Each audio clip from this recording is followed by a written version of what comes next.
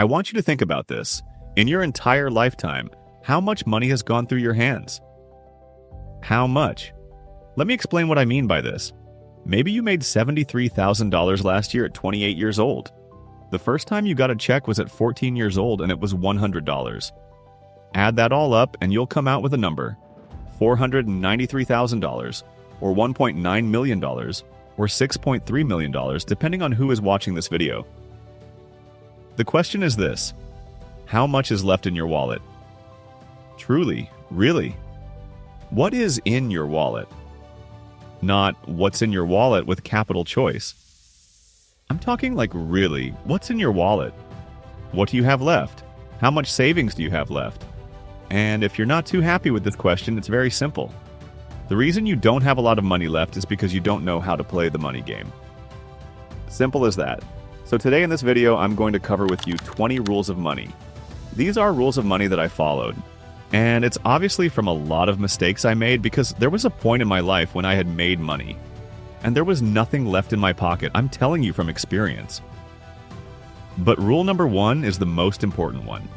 And it's the one you have to buy into immediately. It's very simple. You can fight it, say whatever you want about it. It's a rule. And the rule is, it's a game. Money is a game. And the great thing about any game is this: no matter what game you play, you will eventually get good at it. If I've never played chess, and I play you and you've played 100 times, you're probably going to beat me. If I have played Monopoly 1,000 times and you've played 3 times, I'm probably going to beat you because it's a game. So the great thing about the money game is it can be learned. So many times people fight it and they have problems with it. They say, well, you know, that person became rich because they're smart. Or this person did this. No. They learned the game. And you can also take the time to learn the game. Rule number 2 is, don't be a hater of money. If you hate money, you'll never get money because money doesn't like haters. If you're a hater and you constantly say things like, money doesn't grow on trees, or money is this, or money is that, or rich people are this, you're right. Money says, you're right. I'm not turned on by you. It's almost like going on a date with an attractive girl and telling her you don't like attractive girls who don't know much about philosophy and only care about their looks, doing makeup, working out, and going to the gym. And the girl's like, dude, I put on makeup. I work out every day to stay in shape. But I also like other things in my life. But you know what? You're right. You're not attracted to me. I don't like you. She goes and finds another guy who says, I like a girl that takes care of her body. I like a girl that takes care of her skin. I like a girl that does makeup. I like a girl that works out 5 days a week. She's attracted to that guy. Keep that in mind. Don't be a hater of money. Number 3, it's a doubling game. Listen, you can stop watching the entire video here. You've got the main points. It's a doubling game. And by the way, at the end of the video, I'm going to give you a free PDF. It's a doubling game. What is a doubling game?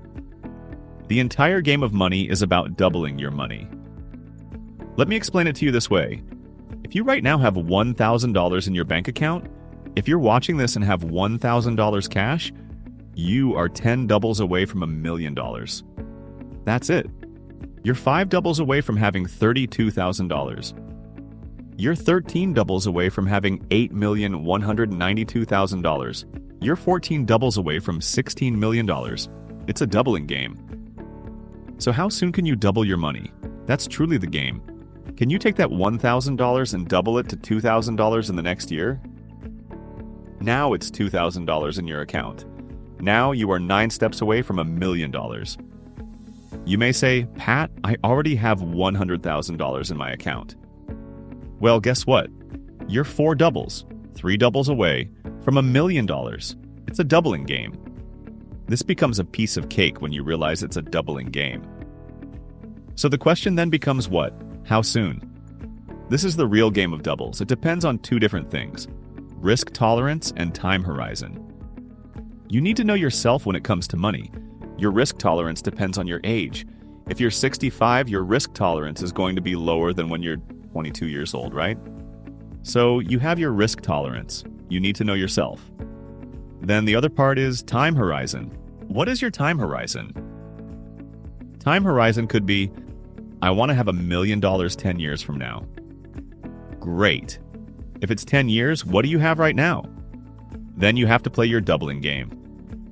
How many doubles do I have with the $17,000 to get to $1 million bucks?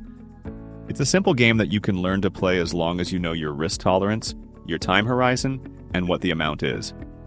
Then you're playing the doubling game. Number 4, seduction. Let me explain seduction.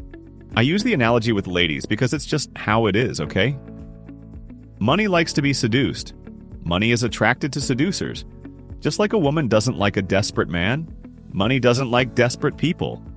Money isn't attracted to people who want it so badly just to show it off to everybody. No. Money is seduced. You need to seduce money. Seduce money, and all of a sudden, money says, "Oof, I like this guy. I like this girl. Oh my gosh, I'm turned on to you." Don't let money seduce you. You seduce money. It's a seduction game. Whoever learns the seduction game with money finds that all of a sudden, money starts coming from everywhere because money is turned on by people who know exactly what they're doing. Money likes investors who know what they're doing. A girl goes on a date with a guy who knows what he's doing, and she's more likely to come back. Learn how to seduce money. Once you learn this, you'll get better at the game as well. Next, timing. Timing when it comes to money. Let me explain timing. I'm not talking about timing like, this is the best time to invest in Snapchat, or this is the best time to buy the IPO of Facebook, etc. I'm not talking about that kind of timing, although that's a whole different conversation. I'm talking about timing in running a business. I'll give you an idea. There was a time when, logically, I had to cut down in my business.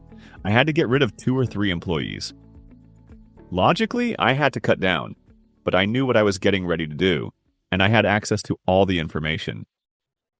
I decided to double down, and that helped expand the business to new areas and new territories. The other part of cutting down expenses is knowing that, while numbers may look good, there could be an area that needs to be cut down. Something no one else knows about because you have access to all the information. You need to cut down when necessary because you have all the data. This is something that we can't teach you. It's not something I can teach you. This is something you'll learn through experience with timing.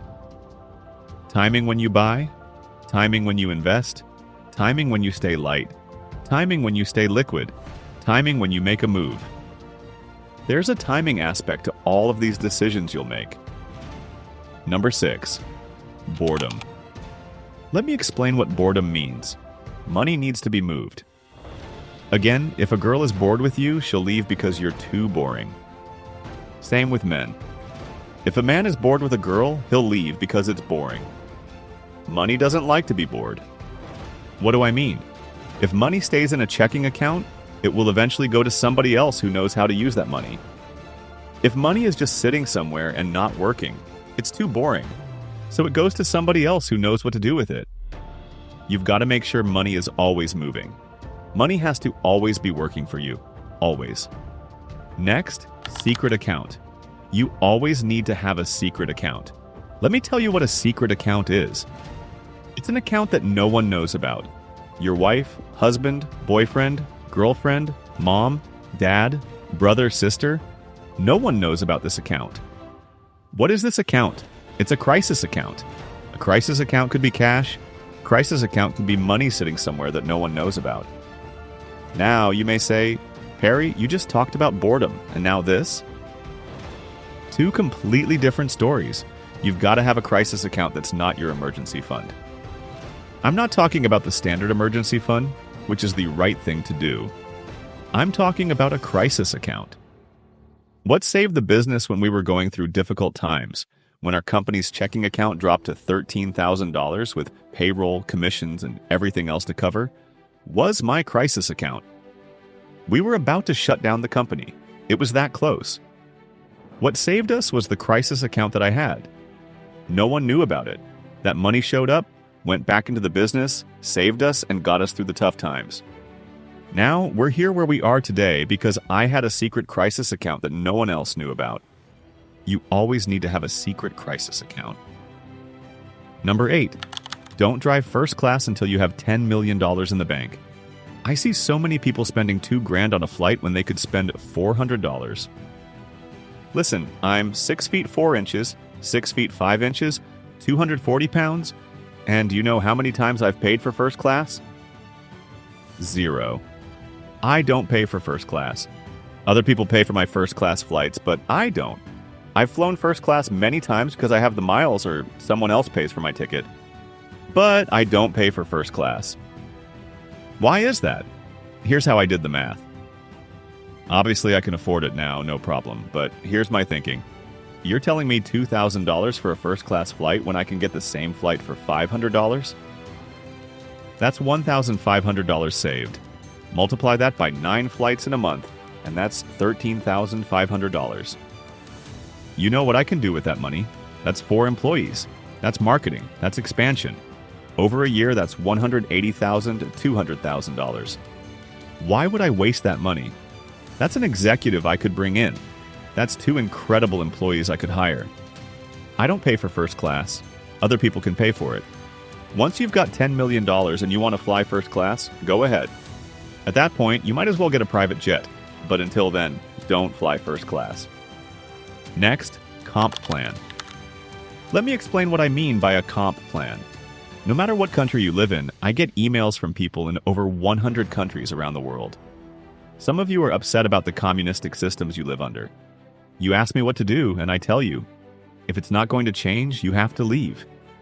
You have to leave the communistic regime you're a part of. Some of you live in socialistic places like France, Spain, or even Texas, and you're upset about the taxes. If you don't see the horizon changing, you need to adjust.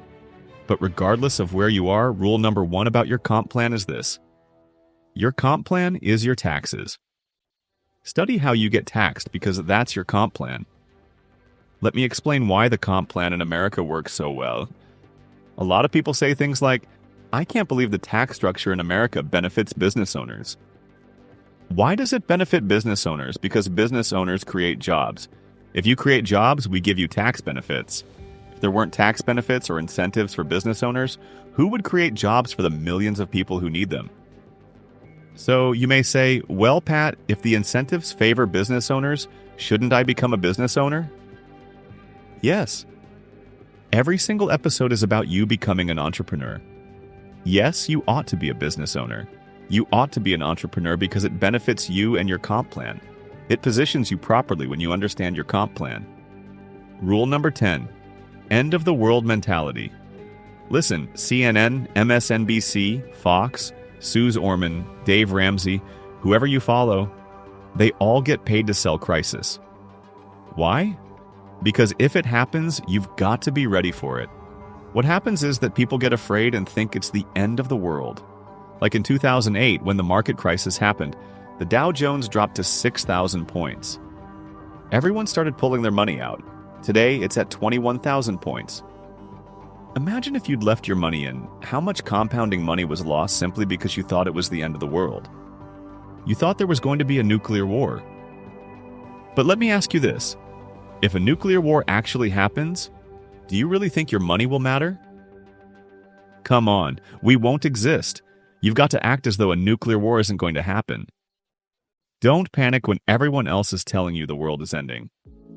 Learn how to manage those times when 90% of the world thinks it's over. You've got to be ready. So how do you do that? Let me explain.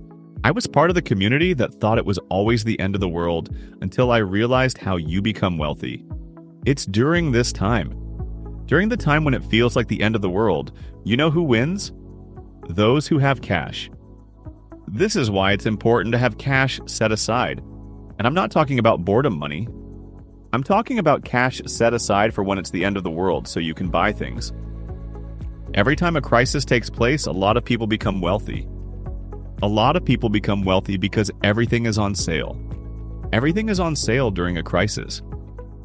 People sell their exotic cars because they can't afford them. People sell their artwork for 1/5 of the price. Homes sell for half the price. Investments and all these other things are for sale during a time of crisis or end of the world mentality. So you've got to have a strategy for these moments. Some say the market is about to tank again in the next 2 to 3 years. I don't know if it's going to tank in the next 2 to 3 years. Here's what I do know. They're going to tank in the next 20 years, and I'm ready for it.